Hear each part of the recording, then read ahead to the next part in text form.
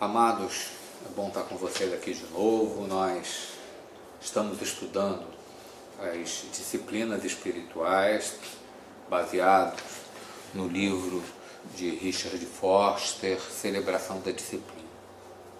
Hoje a gente vai estar estudando as disciplinas exteriores. As disciplinas exteriores são disciplinas que acabam afetando a nossa vida, o exterior da nossa vida, acabam afetando nosso relacionamento com o que está à nossa volta e com quem está à nossa volta, certo? Então, embora sejam atitudes nossas, elas acabam refletindo em quem está do lado de fora. A primeira disciplina exterior que a gente vai ver é a simplicidade. A simplicidade é liberdade, duplicidade é servidão, simplicidade é equilíbrio, duplicidade traz ansiedade e terror. Eclesiastes 7:29 diz: Deus nos fez simples e diretos, mas nós complicamos tudo. E é uma realidade, né? Às vezes nós pegamos coisas que são muito fáceis, muito simples, muito tranquilas para nós. Às vezes nós temos circunstâncias que poderiam ser resolvidas de maneira bastante descomplicada, bastante simples, mas a gente gosta de dar um quesinho, né, de complicação na história, e muitas vezes a gente faz com que isso acabe transformando a nossa vida, transtornando a nossa vida, melhor dizendo, e muitas vezes transtornando a vida de quem está à nossa volta. A disciplina da simplicidade, ela é uma disciplina interior, é uma disciplina, é uma coisa que eu faço, mas ela afeta o meu exterior, afeta aquilo que está em volta de mim.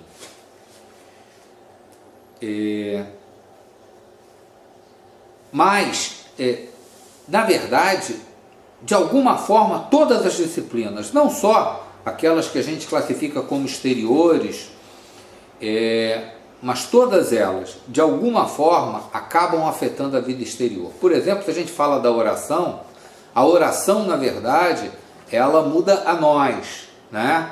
Mas ela afeta o que está em volta. A intercessão, por exemplo, é uma forma de agir sobre o que está ao nosso redor. Então, por exemplo, se a gente fala do caso da intercessão, a gente vê que a intercessão é uma disciplina interior que afeta o exterior. Bom, a gente vive uma cultura onde o ter é muito mais importante do que o ser. Nós nos sentimos inseguros se nós não temos as coisas, se nós não conseguimos ter abundância. E porque não temos as coisas, muitas vezes nós compramos o que não precisamos. Nós guardamos além daquilo que é necessário.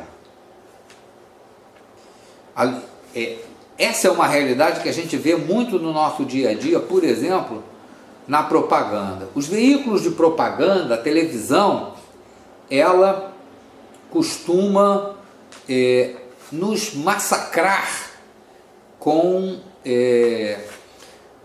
necessidades que nós não temos. Elas muitas vezes querem nos convencer e repetem até a exaustão que nós precisamos de alguma coisa que nós não precisamos.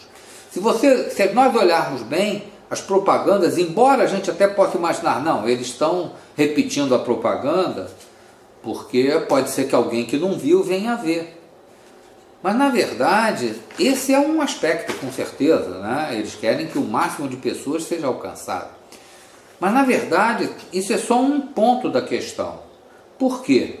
Porque, se fosse assim, mesmo que estendendo um pouco a propaganda, eles talvez fizessem um curto espaço de tempo, ou talvez, de tempos em tempos, aquilo voltasse para rever. Então você passava uma semana de uma determinada propaganda e aí parava com aquela propaganda e daí a um mês voltaria com mais uma semana e coisa assim. Mas muitas vezes não, você ouve semanas após semanas, meses após meses, a mesma propaganda batendo na sua mente. O que eles querem nos convencer?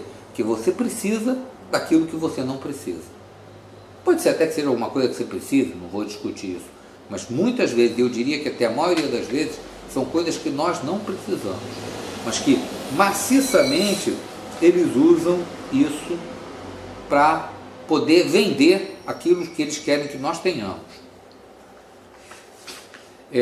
Antes da gente continuar nessa conversa, é preciso que a gente entenda que o problema não é ter as coisas.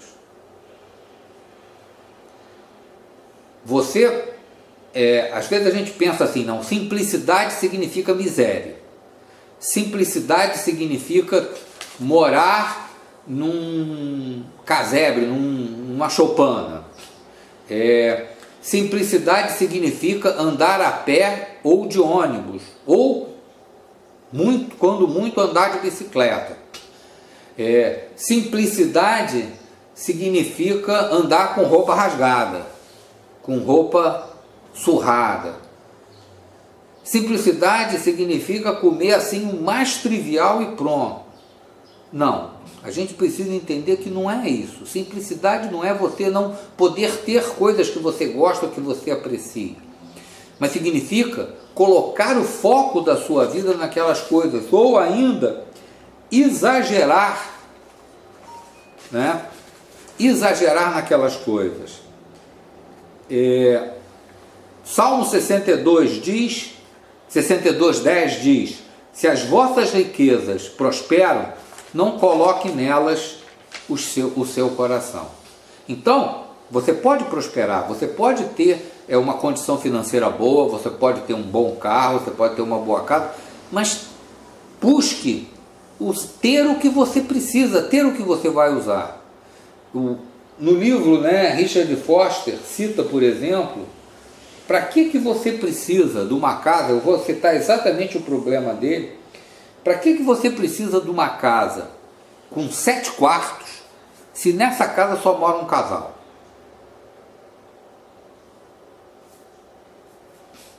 Eu, uma vez, me peguei pensando nisso. Eu sempre fui apaixonado por picape cabine dupla. Sempre quis ter uma picape cabine dupla. E meu sonho era esse. E durante muitos anos aquilo era um sonho distante, porque eu não tinha condição de comprar uma picape cabine dupla. E aí o tempo foi passando, e chegou um momento em que eu passei a ter condições de ter aquela picape cabine dupla. E aí eu parei para pensar e falei, para que eu preciso de uma picape cabine dupla? Diga-se de passagem, é até mais complicado. Estacionar o carro é um horror, né? As vagas não cabem, é uma coisa muito difícil. Eu fiquei pensando nisso, falei, eu não preciso disso. Tem pessoas que podem até precisar, eu não questiono os que têm porque precisam. Eu estou falando de mim. Eu não preciso. É só para satisfazer o meu ego, o meu desejo, o meu sonho. Não leva a lugar nenhum. E desistir da picape cabine dupla não significa que eu não tenha um carro que me seja agradável. É sim, é um carro que atende às minhas necessidades e é um carro confortável. Então, simplicidade não significa miséria. Simplicidade significa você colocar o que é importante em primeiro lugar e focar no que é importante. Vamos tomar por base o texto de Mateus 6, 25 a 33, que diz o seguinte: por isso eu digo a vocês, não se preocupem com a comida e com a bebida que precisam para viver, nem com a roupa que precisam para se vestir. Afinal, será que a vida é mais importante que a comida? E será que o corpo não é mais importante que as roupas? Vejam os passarinhos que voam pelo céu. Eles não semeiam, não colhem, nem guardam comida em depósitos. No entanto, o Pai de vocês que está no céu dá de comer a eles. Será que vocês não valem muito mais do que os passarinhos? E nenhum de vocês pode encompridar a vida por mais que se preocupe com isso. Vejam por que vocês se preocupam com roupas. Vejam como crescem as flores do campo. Elas não trabalham nem fazem roupa para si mesmas. Mas eu afirmo a vocês que nem mesmo Salomão, sendo tão rico, usava roupas tão bonitas como essas flores. É Deus quem veste a erva do campo, que faz que hoje dá flor e amanhã desaparece, queimada no forno. Então, é claro que Ele vestirá vocês também, que têm uma fé tão pequena. Portanto, não fiquem preocupados perguntando onde é que vamos arranjar comida, ou onde vamos arranjar bebida, ou onde vamos arranjar roupas, pois os pagãos é que estão sempre se preocupando com essas coisas. O Pai de vocês que está no céu sabe que vocês precisam disso tudo. Portanto, ponham em primeiro lugar na sua vida o reino de Deus e aquilo que Deus quer, e Ele lhes dará todas as coisas. Basicamente, quando a gente fala em simplicidade, o que a gente está falando é o seguinte: coloque o reino de Deus em primeiro lugar. Esse é o ponto-chave da simplicidade. Em primeiro lugar, o reino de Deus.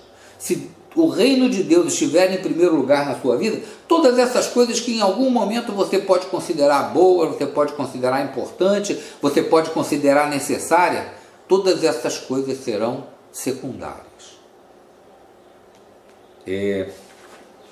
Eu queria passar com vocês rapidamente 10 princípios que Richard Foster estabelece para uma vida de simplicidade. Princípio número 1: compre pela utilidade e não pelo status. Você não precisa ter o carro top, mais caro porque é uma marca fantástica, essa marca é uma marca... Não, compre pela utilidade. Não significa que você não possa comprar pela qualidade. Não significa que você tenha que comprar o que é mais barato, o que é mais vagabundo. Se um produto, ele, apesar de mais caro, ele tem uma qualidade, uma durabilidade muito maior, compre o produto que vai ter mais durabilidade. Mesmo que ele seja um pouco mais caro. Ele vai te dar uma tranquilidade por mais tempo. Agora, não compre simplesmente pela marca. Não, eu vou comprar a marca A, B, C, D, porque é uma marca que, olha, eu estou usando uma marca aqui fulana de tal, uma marca desse tipo. Faz nenhuma diferença. Rejeite qualquer coisa que esteja viciando você. Se alguma coisa vicia você, prende você, rejeite isso.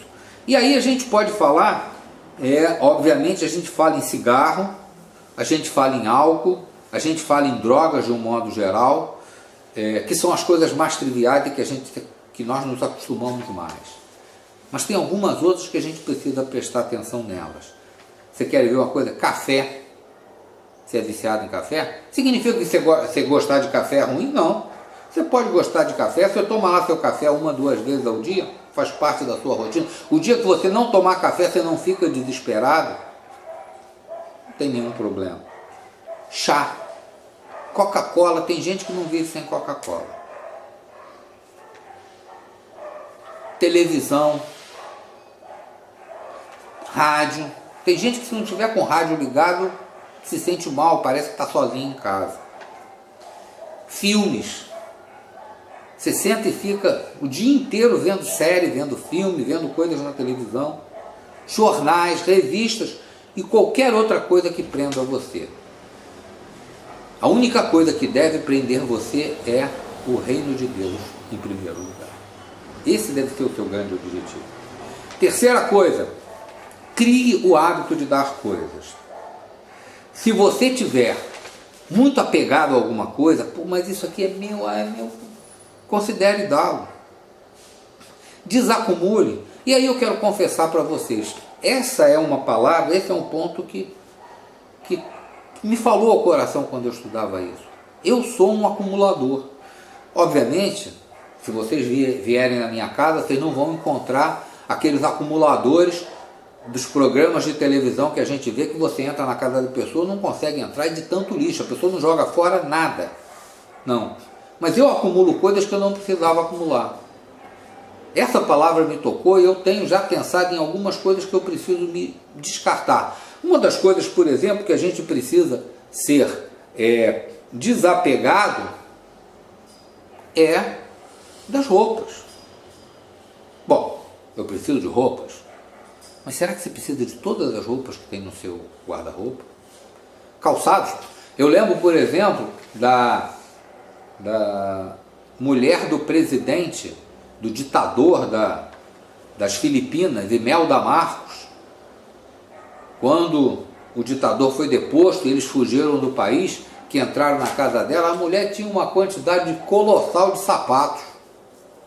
Qual o significado de você ter? Quantos pés você tem para ter 200 sapatos? Ah, então sou obrigado a ter um par só? Não, você deve ter na medida da sua real necessidade. Você precisa de 2 sandálias? Precisa de 3 sapatos? Precisa de 4 tênis? Recuse ser dominado pelas propagandas, que muitas vezes são mentirosas. Muitas vezes prometem o que não podem dar. Aprenda a desfrutar as coisas sem possuí-las. Você tem, por exemplo, a praia, onde você pode ir, não é sua, mas você pode desfrutar daquele tempo ali. Parques, praças, bibliotecas. Eu até lembrei, quando eu estava preparando isso, da bicicleta do Itaú, que você nem precisa ter. Diga-se de passagem, dizem alguns que esse é o futuro da locomoção no mundo, né? Não a bicicleta especificamente, a bicicleta é uma hipótese, ela serve para distâncias menores, mas, por exemplo, a gente vai ter vamos dizer, entre aspas, o carro do Itaú, ou seja, um carro que você vai pegar o seu celular, vai destravar o carro, vai sair com ele, vai parar em outro lugar, deixa o carro em outro lugar e pronto. Você, na verdade, aluga um tempo com aquele carro, não compra o carro, possui o carro. Isso é um problema para os homens. Os homens são muito apegados aos carros. Tem gente que gasta mais tempo lavando o carro do que tomando banho mesmo, cuidando de si mesmo, né? Desenvolva um apreço profundo pela criação de Deus. Ande, caminhe. Se você pode ir daqui a um determinado lugar, às vezes 1 quilômetro, 2 quilômetros, é claro que depende da sua condição física, da sua idade, uma série de fatores. Você pode ir a pé, vá a pé. Tem tempo, vá a pé. Não precisa pegar ônibus para ir em qualquer lugar. Olhe os pássaros, ouça os pássaros cantando, acaricie as flores. Olhe com ceticismo saudável o compre agora e pague depois. Não se endivide. Essa é uma outra coisa que o mundo moderno nos traz. É muito fácil comprar, mas pagar é muito difícil. Você precisa de um celular que custe R$2.000? Muitos de nós compramos aparelhos celulares com trocentas funções que nós sequer sabemos para que serve. A gente compra um celular e o que a gente usa? A gente fala nele, a gente usa o WhatsApp e entra no Facebook. E tira foto também, né? Agora o celular virou máquina fotográfica. São as coisas que a gente faz no celular. Precisa de um celular que custe R$2.000? Será que um celular que custe 500, 600, 700 reais, R$1.000, vamos dizer assim, não dá tudo que você precisa? Obedeça às instruções de Jesus sobre a linguagem clara, honesta. Mateus 5,37 diz: seja, porém, tua palavra sim, sim, não, não. O que disso passar vem do maligno. Seja íntegro, honesto, haja de maneira correta, que as pessoas olhem você e vejam o reino de Deus na sua vida. Busque em primeiro lugar o reino de Deus. Recuse tudo que gere opressão nos outros. Evite coisas que fomentem a guerra. Evite coisas que gerem pobreza aos outros. Por exemplo, jogos de azar. Por que a loteria é ruim? Pô, eu jogo na loteria, jogo R$10, sei lá quanto que joga, não sei quanto é que está uma aposta. Pô, e aí posso ganhar 100 milhões, sei lá. Se for na mega da virada, dá 100 milhões. Pô, legal. Mas só que, e vamos o seguinte, eu boto no bolso R$10, não vamos fazer nenhuma diferença, eu posso gastar, vamos dizer, R$10 por semana? Posso. Mas a questão não é essa. Tem gente que não pode. E é viciada naquilo. E acaba tirando comida da boca dos seus filhos para jogar, na expectativa de ganhar. Para vocês verem como a quantidade de vencedores é muito pequena e como os prêmios às vezes são grandes, significa que para cada pessoa que ganha, milhares ou até milhões de outras não vão ganhar. E isso muitas vezes está saindo não do que sobra, mas está saindo do que é necessário. Evite coisas feitas por trabalho escravo. Se você sabe que uma coisa é produzida por trabalho escravo, não compre aquilo. Evite qualquer coisa que o distraia da meta principal, buscar o reino de Deus em primeiro lugar. Portanto, simplicidade é isso, é deixar tudo que está à sua volta de lado e colocar no reino de Deus o seu foco, disciplinar-se para ter em primeiro lugar a preocupação de buscar o Senhor e seu reino.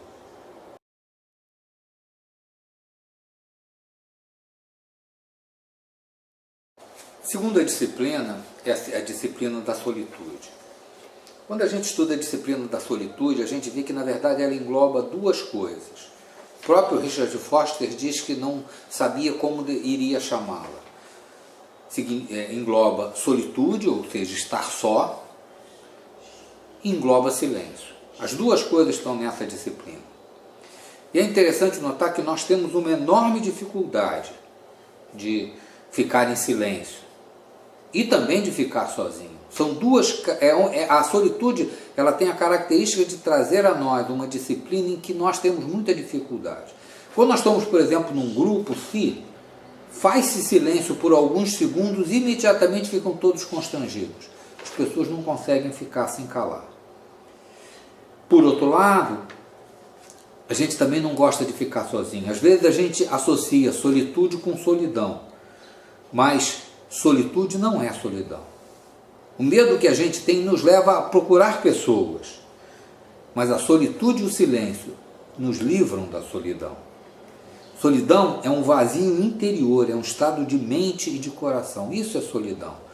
Você pode estar sozinho e não ter solidão. A solitude e a solidão podem acontecer mesmo no meio da multidão. Você pode estar no meio de todo mundo, naquele monte de gente, você estar se sentindo só, sem ninguém para lhe ajudar, sem ninguém em quem se apoiar. A solitude é uma prática que foi usada por Jesus. Jesus, em Mateus 4, de 1 a 11, no início do seu ministério, Jesus passou 40 dias no deserto sozinho, em oração. Lucas 6, 12, antes de Jesus escolher os 12 apóstolos, ele passou uma noite em oração sozinho. Mateus 14, 13, a morte de João Batista leva Jesus a se retirar do grupo, a ficar novamente sozinho.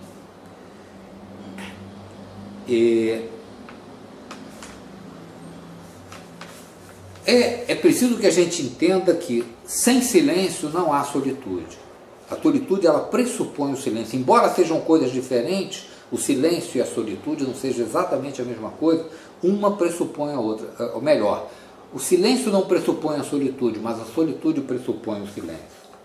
Devemos entender que a necessidade do silêncio é importante para que alcancemos a solitude. A disciplina da solitude nos leva a aprender a ouvir em silêncio. É interessante notar isso porque a gente não fica em solitude simplesmente para ficar só. A gente fica em solitude para ouvir a Deus.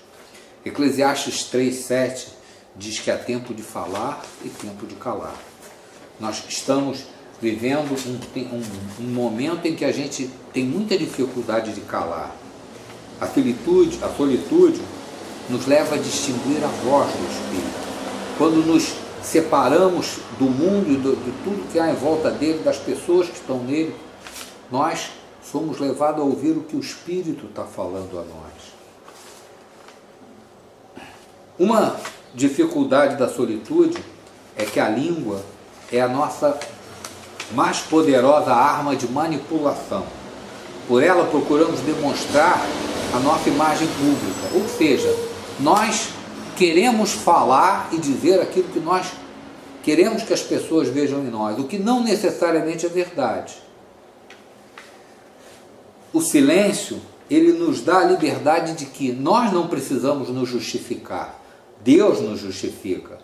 Nós não temos necessidade de corrigir outros. Deixamos que Deus haja e trabalhe da maneira que Ele quiser. Segundo a visão de Richard Foster, a língua é um termômetro que pode medir a nossa temperatura espiritual.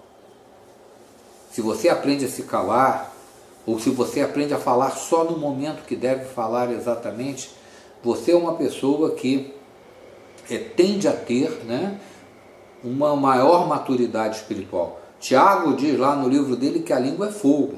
Então a gente tem que tomar muito cuidado com o que a gente diz.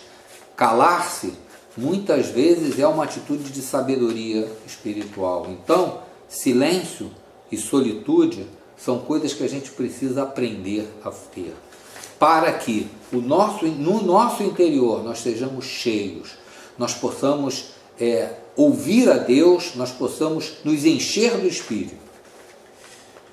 Richard Foster dá alguns passos para a solitude. O primeiro passo que ele dá é o seguinte: tire vantagem das pequenas solitudes durante o dia. De manhã, quando você acorda, ao invés de você levantar e sair correndo fazer as coisas, passe um tempo na cama, orando, pensando, ou se você é daqueles que se passar um tempo na cama vai dormir de novo, levante, vá para um lugar onde não haja pessoas, se você puder, se você for o primeiro a se levantar, fique um tempo sozinho, ouvindo a voz de Deus, orando.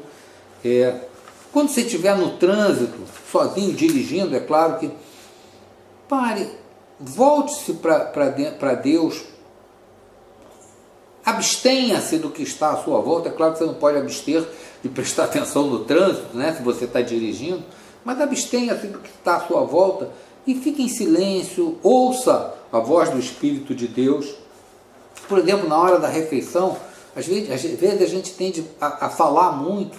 Fique um pouco calado, ouça o que Deus tem para falar para você. Quando você estiver dentro da condução, vejam bem, isso não são grandes tempos de solitude, grandes tempos de silêncio. São pequenos tempos, mas que você pode aproveitar e pode saborear.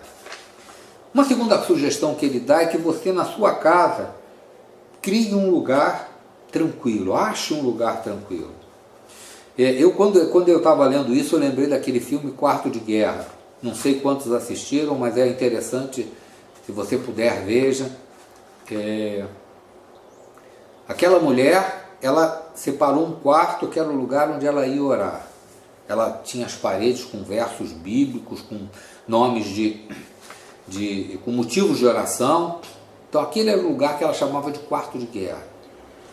E você deve criar um lugar que pode ser o seu quarto de guerra mesmo, pode ser o lugar onde você fique orando, mas um lugar onde você fique sozinho, tranquilo, onde você se abstenha do mundo. Encontre lugares externos para você praticar a sua solitude, para você estar só. Por exemplo, uma praia. Você mora perto da praia, tem condição de ir lá, se sente lá num banco na beira da praia, se sente na areia e fique só, orando, meditando, pensando em Deus e ouvindo o Espírito falar com você. Pode ser um parque, pode ser uma dessas igrejas que permanecem abertas durante o dia. Nós lá no meu trabalho, a gente de vez em quando ia orar na Igreja Presbiteriana do Rio, que fica lá bem pertinho. Ela costuma permanecer aberta durante o dia, então às vezes a gente sentava lá, às vezes não ia ninguém, eu estava lá sozinho, eu sentava lá e ficava lá um tempo sozinho, orando, buscando a presença de Deus. Se você tem alguma igreja que tem essa característica perto de você, mesmo que seja igreja católica, não precisa ser uma igreja evangélica, não, sente lá e ore, é um tempo de estar com Deus. Discipline-se para falar pouco. É interessante, né? Porque a gente tende a falar muito. Fique mais tempo em silêncio, cale a sua boca, fale o que for preciso falar. Se você não tem nada a dizer, não diga. Se o que você vai dizer ofende a outra pessoa, não diga. Diga só o que for necessário. Não precisa ficar jogando palavras ao vento. E aí ele sugere o seguinte: retire-se 3 a 4 vezes por ano, por 3 a 4 horas, para orientar os alvos de sua vida. Estabeleça metas realistas e pense nas coisas que gostaria de fazer. Ele cita, por exemplo, que você pode querer aprender a fazer uma nova técnica. Vamos supor que você quer fazer vasos. Então, naquele tempo que você está ali, você está pensando no que você quer, você está pensando na sua vida, você está pensando que rumos tomar para a sua vida, você está orando, está buscando de Deus, porque Deus está com você nas menores coisas. Você vai pensar, pô, mas eu vou lá orar para Deus para saber se eu devo fazer vaso. Deus quer que você consulte Ele, Deus quer participar da sua vida nos mínimos detalhes. Ele sugere, que é mais complicado, eu reconheço, que você faça retiros de 2 ou 3 dias. Né? Ele já falava isso na disciplina do estudo, em que você poderia fazer 2 ou 3 dias de retiro de estudo. Ele sugere que você faça isso. Passe 2 ou 3 dias sós, num lugar longe de todo mundo. É uma vez por ano, digamos. É um tempo de solitude, é um tempo de silêncio, é um tempo de ouvir. O fruto da solitude é o aumento da sensibilidade e da compaixão por outros. É uma nova liberdade de estar com as pessoas. A solitude torna você uma pessoa melhor. Você aprende a se conhecer e aprende a ouvir a voz de Deus. A disciplina da solitude abre uma porta para uma maior exposição à presença de Deus. Ouça Deus no silêncio. Faça isso. Gaste tempo sozinho, só ouvindo, escutando a Deus, prestando atenção no que Deus está te falando. Comece com pouco tempo. Comece com aproveitando aqueles momentos, mas consciente de que você está fazendo isso. Porque às vezes a gente até aproveita, mas sem ter consciência. Não, agora eu estou aqui dirigindo para o meu trabalho, eu vou concentrar na solitude, estar sozinho, em estar na presença de Deus, em ouvir a voz de Deus. Comece com as pequenas coisas, comece com pouco tempo, e Deus vai capacitar você a fazer isso. Segundo Richard Foster, né, os grandes mestres devocionais faziam isso, eles se separavam do mundo e passavam muito tempo sozinhos, orando, lendo a Bíblia, meditando e principalmente ouvindo a voz de Deus. Amém?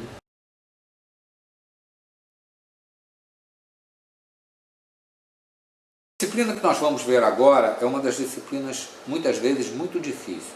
É a disciplina da submissão. Às vezes nós nos submetemos a contragosto, aquilo nos tortura e nos incomoda, aquilo nos destrói. Mas é preciso a gente entender que as disciplinas não são razão de opressão e sim de liberdade, elas nos libertam. Se nós aprendermos a usá-las da maneira correta, nós vamos estar livres dessa opressão, desse sofrimento. Ela não pode ser o nosso foco, nós não podemos focar a nossa vida nas disciplinas e em cumprir as disciplinas. Não pode ser uma lei. Ela só tem valor quando elas nos colocam diante de Deus e nos ensinam a ouvir a Deus e a caminhar com Deus e a colocar o reino de Deus em primeiro lugar. A gente vê que quando a gente fala de submissão, algumas lideranças usam essa disciplina para oprimir os liderados. Isso é uma distorção da ideia da submissão. A submissão, ela tem a característica de nos libertar de fazer as coisas do nosso próprio jeito. A gente tende a querer que tudo seja do nosso jeito. Às vezes, pequenas mudanças naquilo que tem que ser feita nos incomodam profundamente. Muitas vezes sofremos porque as coisas não ficaram exatamente daquela maneira que nós queríamos. A vida, ela não acaba se ela não for da maneira que a gente gostaria que fosse. A falta de submissão é uma das grandes causas da divisão das igrejas. Geralmente as brigas não abordam questões cruciais, não é por causa de coisas muito importantes que nós nos dividimos muitas vezes. Às vezes são por coisas triviais. Nós que pertencemos a uma igreja congregacional e onde as decisões são tomadas em conjunto na reunião de membros, aliás, reunião que você deveria comparecer para poder participar dessas decisões, muitas vezes vemos discussões absolutamente inúteis na reunião. Não é muito o caso da nossa igreja, nós não temos essa característica. mas eu já participei de reuniões em que a grande discussão era se a parede ia ser azul ou amarela. Será que isso é tão importante? Ah, mas se a parede não for azul, eu não quero, não gosto, vou sair dessa igreja por causa disso. Precisamos realmente aprender a submissão e entender que nem tudo tem que ser do nosso jeito. O ensino bíblico sobre submissão concentra-se antes de tudo no espírito de submissão, no espírito com que vemos as outras pessoas. Não existe uma série de relacionamentos hierárquicos. Esse é superior a esse. Pelo contrário, é uma atitude de mútua subordinação, ou seja, eu me subordino ao meu irmão que está junto a mim e o meu irmão se subordina a mim. Nós nos subordinamos e nos colocamos um debaixo, submissos ao outro, debaixo da posição do outro, porque temos isso com amor. A submissão bíblica não é um mero ato externo. Não é simplesmente eu me submeter e ficar doido de raiva porque aquilo não foi do jeito que eu queria. Mas é um ato interior. Eu faço aquilo com paz no coração. Marcos 8,35 diz: quem quiser vir após mim, a si mesmo se negue, tome a sua cruz e siga-me. Nós precisamos nos negar a nós mesmos. Jesus disse isso, se negue. E vejam bem, é preciso que a gente entenda que esse foi exatamente o exemplo dele. Quando nós olhamos a Trindade, nós vemos que não existe uma pessoa da Trindade que é superior a outra. A gente, na forma como nós caracterizamos as personagens da Trindade, as pessoas da Trindade, nós tendemos a colocar Deus Pai como o soberano e colocar Jesus e o Espírito Santo em posições inferiores. Isso é um erro. As pessoas da Trindade estão no mesmo nível. Deus tem a mesma posição de Jesus que tem a mesma posição do Espírito Santo. Estão todos no mesmo nível, ninguém é superior ao outro. E se Jesus fez isso, será que nós temos tanta dificuldade de fazer? Negue-se a si mesmo. Foi o que Jesus fez. Jesus negou. Jesus abriu mão de sua glória, abriu mão da sua posição de Deus e se tornou semelhante a homens, se humilhou, se tornou servo. Temos dificuldade porque preferimos autorrealização à negação a nós mesmos. Negar-se a si mesmo não é odiar-se ou depreciar-se.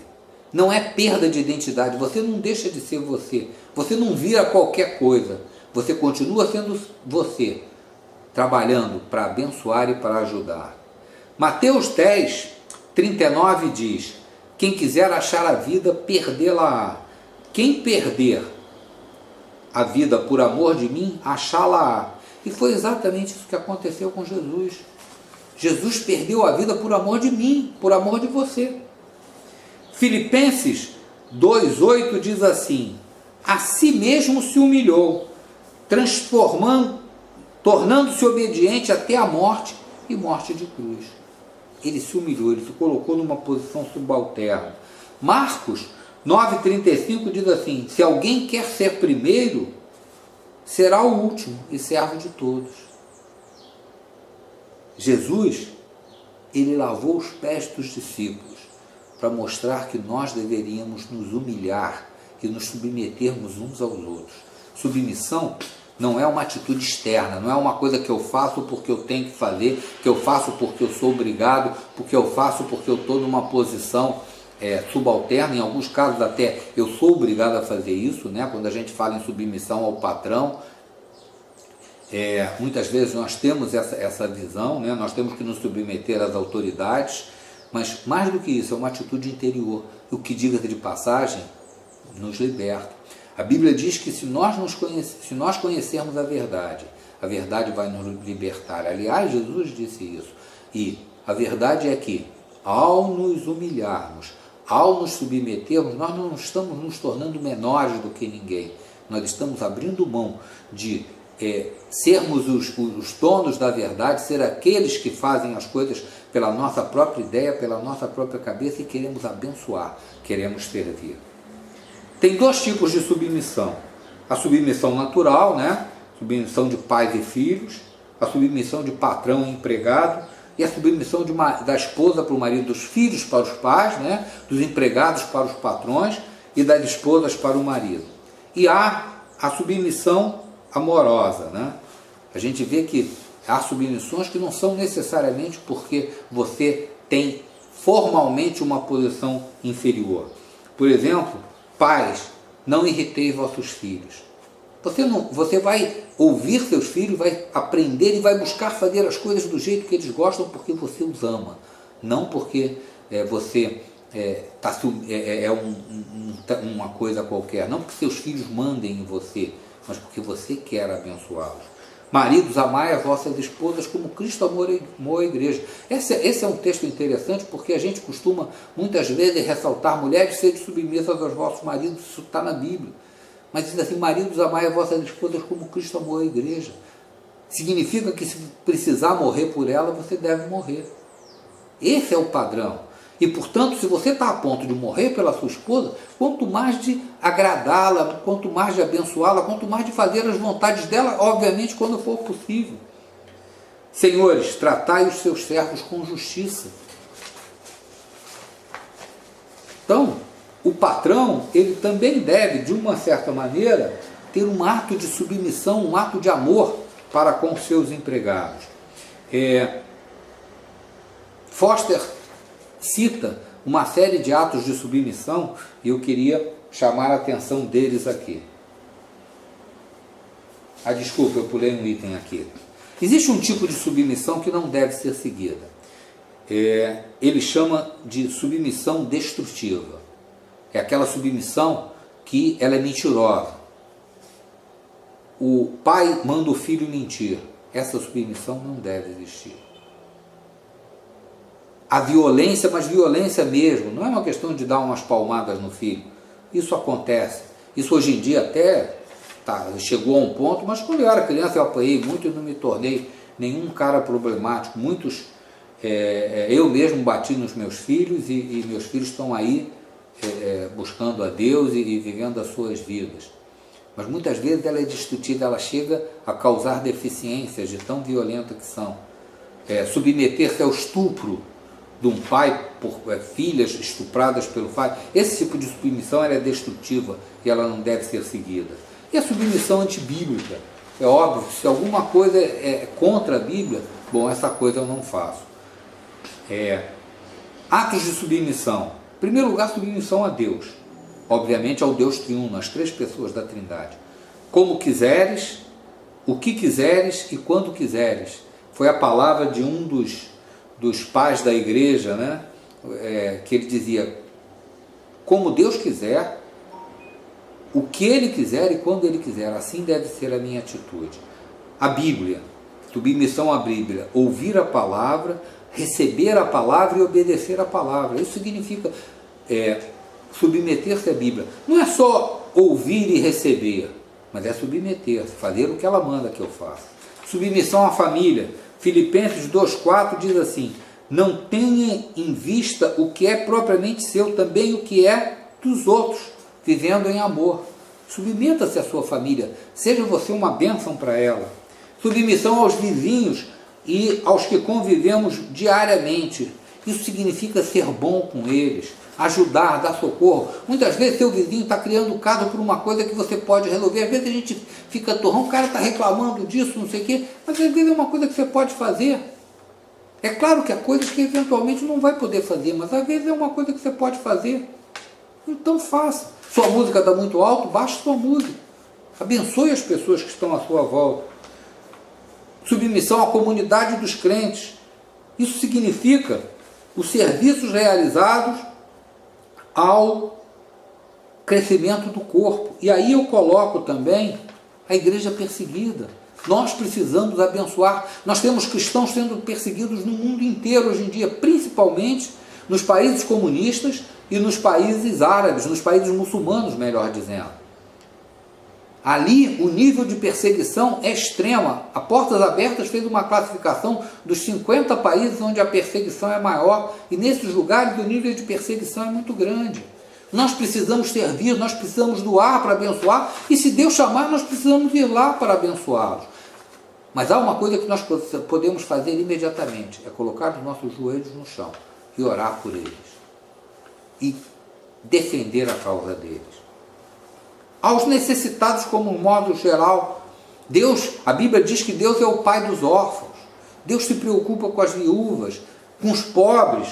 Nós precisamos nos preocupar em abençoar os pobres. Isso também é uma forma de submissão, são atos de submissão. E nós precisamos nos submeter ao mundo, respeitar esse ambiente que Deus nos deu.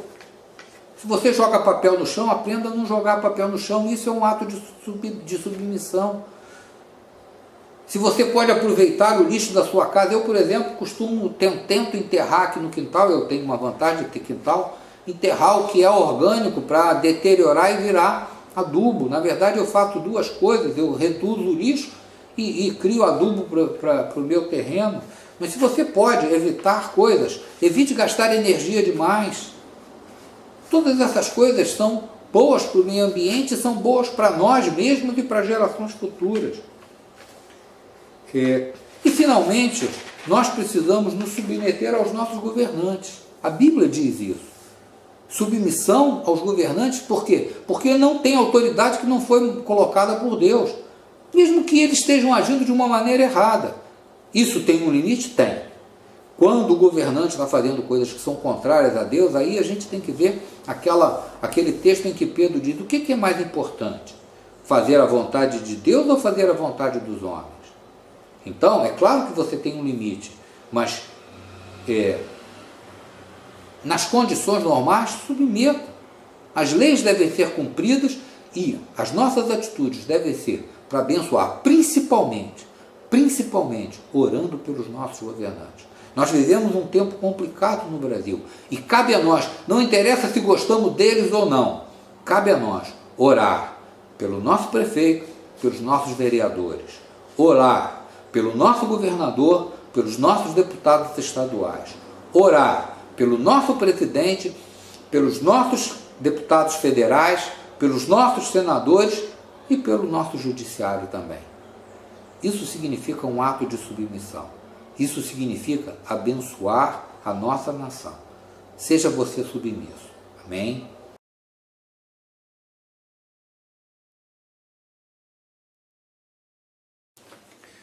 A última disciplina que nós vamos ver é a disciplina do serviço.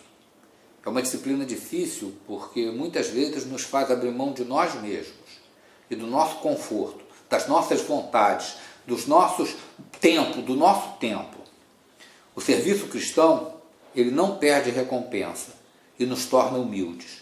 Jesus disse: bem-aventurados os humildes de espírito, ou os pobres de espírito, porque deles é o reino dos céus. Muitas vezes nós não queremos servir porque achamos que isso vai nos menosprezar, fazer uma pessoa menor do que outras pessoas. Mas nós precisamos entender que as disciplinas nos ensinam liberdade, elas significam liberdade para nós. Nós deixamos de ter a necessidade de ser mais importantes. E é interessante também entender que há uma diferença entre escolher servir e escolher ser servo. Escolher servir significa que nós ainda estamos no comando, a escolha é nossa. Nós servimos da forma que queremos. Quando escolhemos ser servos, nós abrimos mão do comando. Nós passamos a fazer o que as pessoas querem, do que as pessoas precisam de nós. Se as pessoas tirarem vantagem de nós por causa disso, nós somos servos. Às vezes usamos a palavra servos e temos o costume de usar a palavra servos porque sentimos que ela é menos forte, menos depreciativa. Porque, na verdade, servo é sinônimo de escravo. Quando a gente usa a palavra escravo, ela é mais forte para nós. Mas servo e escravo são a mesma coisa. E o que nós estamos dizendo quando queremos servir, quando queremos ser servos, o que nós estamos dizendo é que nós somos escravos. Que, aliás, é o que Paulo declarava, né? dizendo que ele era escravo de Cristo, ele era servo de Cristo. Isso não significa que nós precisamos nos desvalorizar e nos considerar menor que os outros. Na verdade, Deus nos ama exatamente como ama a todos os outros. Mas significa sim que nós vamos estar abençoando e dessa forma também seremos abençoados. Estaremos caminhando em ser iguais a Jesus, para ser iguais a Jesus, porque Jesus disse: eu não vim para ser servido, mas para servir. Então, na medida em que nós servimos, nós nos direcionamos ou nós caminhamos para ser semelhantes a Jesus. Eu queria trazer para vocês alguns exemplos de serviço que Richard Foster cita no seu livro, lista no seu livro, e que eu acho que são interessantes da gente conhecer. Primeiro, a gente precisa entender que não é uma assim, não, eu tenho que fazer isso, não. Se a gente tem que fazer, vira lei, não é libertador. As disciplinas são libertadores. Servir é um modo de vida. E a gente precisa entender que o nosso exterior precisa refletir o nosso interior. Isso é uma coisa que a gente está dizendo desde o início das disciplinas. Então, quando nós servimos, o nosso exterior está refletindo aquilo que está dentro de nós. Então, a primeira forma de servir é o que ele chama de serviço anônimo, que é fazer coisa para as pessoas sem que sequer elas saibam que você fez. Você pode, por exemplo, deixar um pacote de comida na porta de alguém que essa pessoa não saiba que você deixou. Ou você pode ajudar a resolver algum problema que a pessoa nem saiba que você resolveu. E existe uma forma interessante, que ele não cita, mas que eu acho interessante, que é orar pelas pessoas. Quando você ora pelas pessoas, você está servindo de uma certa maneira e a pessoa talvez nem saiba que você está fazendo isso. O segundo tipo de serviço que ele menciona são as pequenas coisas. Por exemplo, eu vi uma coisa muito interessante nessa pandemia, que em vários lugares, as pessoas, principalmente prédios, as pessoas fixaram lá: olha, se precisar eu faço compras para você, eu moro num apartamento tal. Essa é uma forma de serviço. É um pequeno serviço, é uma coisa que você vai ali eventualmente nas suas próprias compras, você coloca no carrinho alguns produtos a mais, de uma listagem que um vizinho seu lhe deu. Você pode, por exemplo, receber a carta do seu vizinho, às vezes você recebe e até coloca embaixo da porta dele, vira até um serviço anônimo. São coisas que você pode fazer como um serviço de pequenas coisas. Uma coisa interessante que ele coloca, e que eu acho que talvez para alguns seja um serviço muito difícil, eu digo isso porque é para mim, é o serviço de ser servido. É engraçado, o serviço de ser servido, mas é interessante, ele até cita o exemplo de Pedro, quando Jesus vai lavar os pés de Pedro, Pedro diz: não, você não vai lavar meus pés. Mas Jesus diz assim: olha, se eu não lavar os teus pés, eu não tenho parte contigo. E às vezes a gente tem que aprender a ser servido. Eu digo isso porque eu tenho dificuldade nessa área. Eu me sinto incomodado quando as pessoas me servem.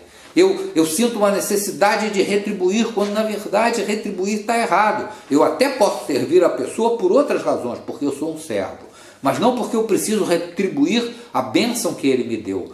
Não há a nós compromissos de retribuição. Quando uma pessoa nos serve, nós estamos sendo abençoados por ela e ela está sendo abençoada por Deus.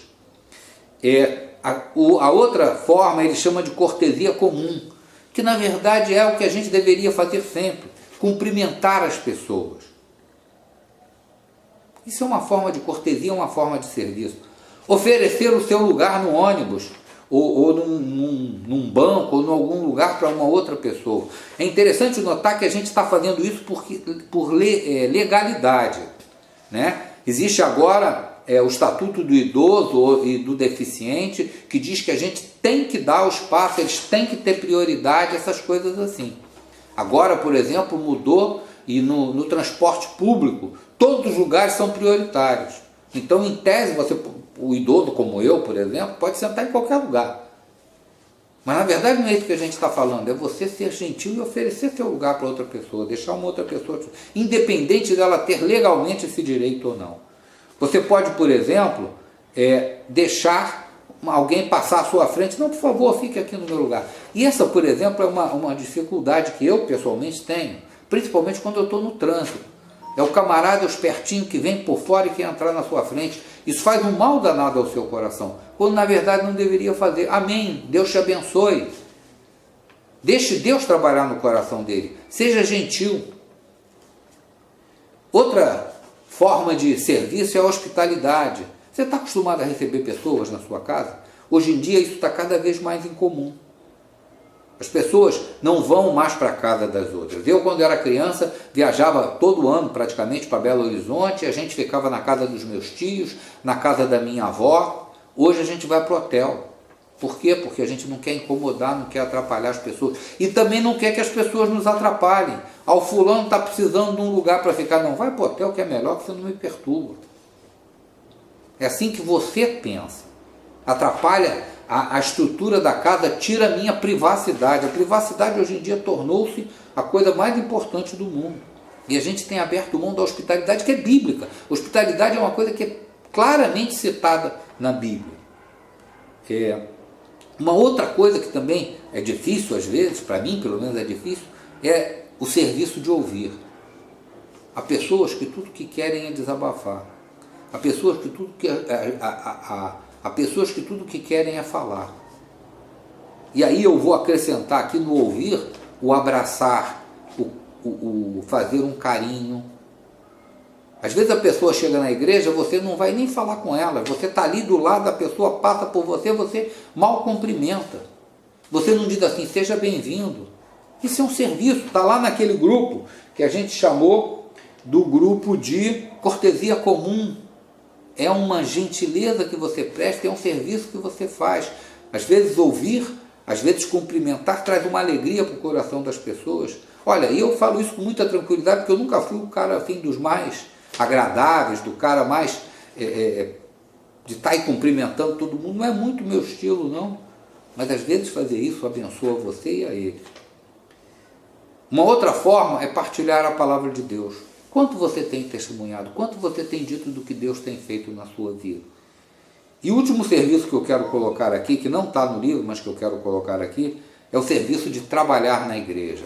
É se dar. E aí tem uma coisa que eu chamo a atenção. Eu às vezes sinto falta das pessoas, por exemplo, na organização da Festa Country, que diga-se de passagem, não vai acontecer esse ano, né, por causa da pandemia.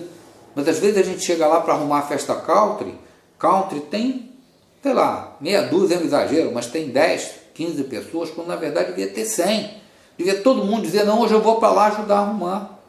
Eu lembro dos tempos, quando a igreja estava se mudando lá atrás da gente quebrando parede, a gente se reunia lá e quebrava a parede, juntos. Hoje em dia a gente convoca as pessoas e poucos aparecem. Eu lembrei de 2 casos, né? É interessante notar. O primeiro caso era o caso da irmã Dilma. A irmã Dilma, quando nós estávamos ainda na Ramos da Fonseca, ela limpava a igreja, sempre limpava a igreja. E ela não ganhava para isso. Ela não era um trabalho que ela fazia, não era uma faxina que ela recebia por isso. Ela fazia por amor e não queria receber. Esse é um serviço que você pode prestar.